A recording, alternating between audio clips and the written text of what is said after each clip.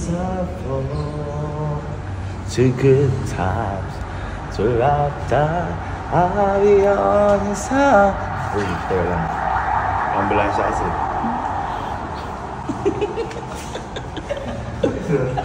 Yung boses mo kasi. Yung boses mo kasi. Ambulansya kasi. Tumugma yung pitch ng boses ko. Tita? Tita kami din. Tumugma yung pitch. Di ba? Gumanang din yung boses ko. Oo, kasi. Tumon. Mama ka. Tawang-tawa. Di ko. Tumatawa lang naman si tita. Hindi man, okay lang. Sisiyar na ba si Mama?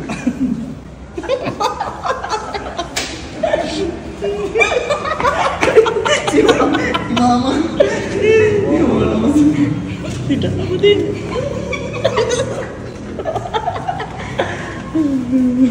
Galing.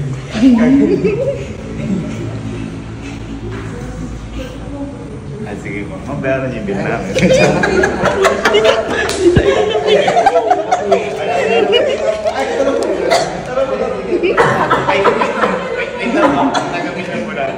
Tinatawagan mo yung kapatid ko, idol ko, nasa taas. Kaya lang po ang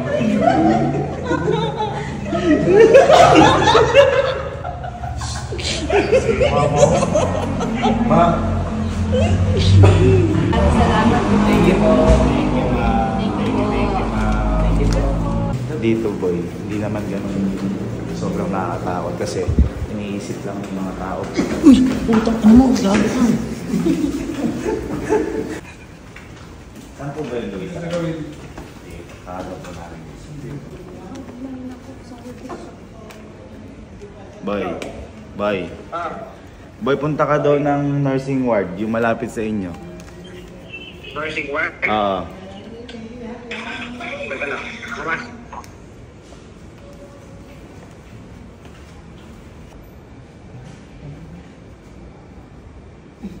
Tama. Boy. Boy. Ano ko na, di ba sabi ko sa'yo, iwan mo yung mga papel kasi ang tawag doon yung papayos natin, papadiscountan. Discount? Discountan, boy. Oh, Magkano na bawas? ayun. Bawas na lahat. Gago ka. Akala ko bawas lang. Ha? Bawas na. Hindi. Naiiyak na ako.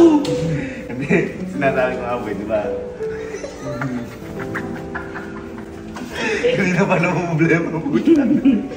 Hindi na pa kuwento sa buhay. Sabi bawas lang. Hindi, boy. Hindi na, sinabi ko kasi kay kala mama din, di ba? Nung si Papa, ready to ano ka? Yung panahon pa ng aksi. Tsaka ano, ready to... Aksigan. Kumbaga, benta lahat. Benta ganyan, benta sa sakyan. Siyempre po tayo Puyat na. Uy, labas na natin si mama.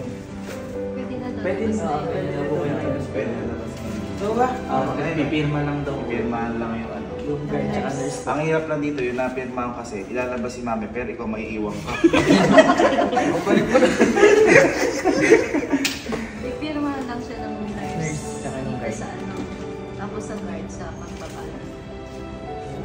Akala ko may kakilala ka lang. Hindi, nakilala talaga ako sarili ko. Andyan si mami natulog. Ben! Ginising. Numeros! Numeros yung bill! Wala akong babayaran!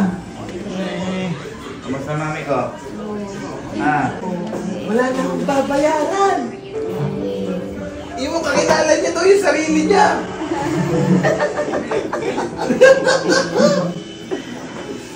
ano ba?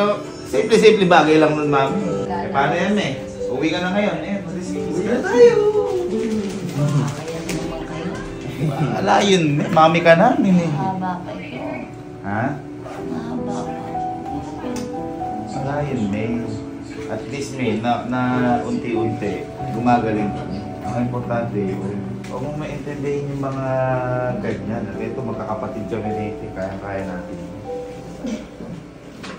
Parang kung binili. Ah, sikat. Ito rin maganda. Learning.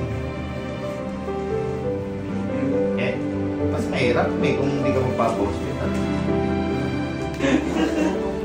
Naku, hindi may tulong yun. Ano yung obligasyon namin yun eh.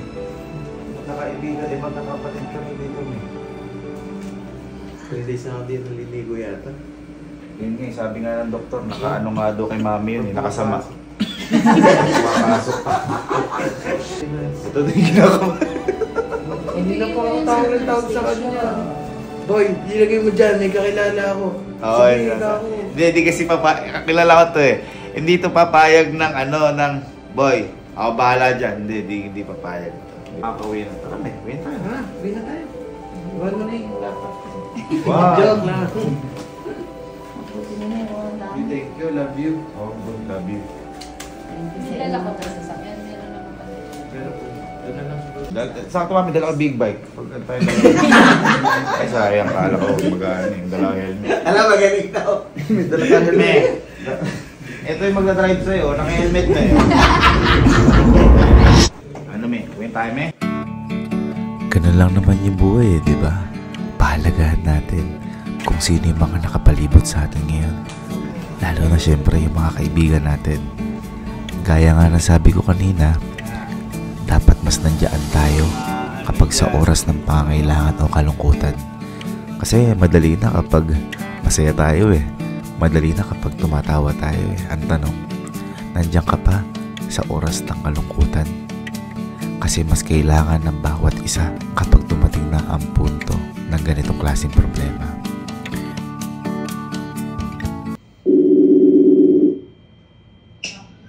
Ma!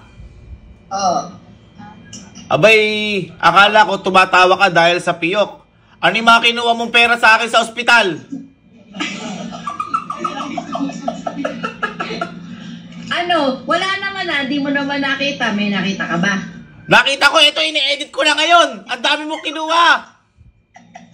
Wala akong kinuha.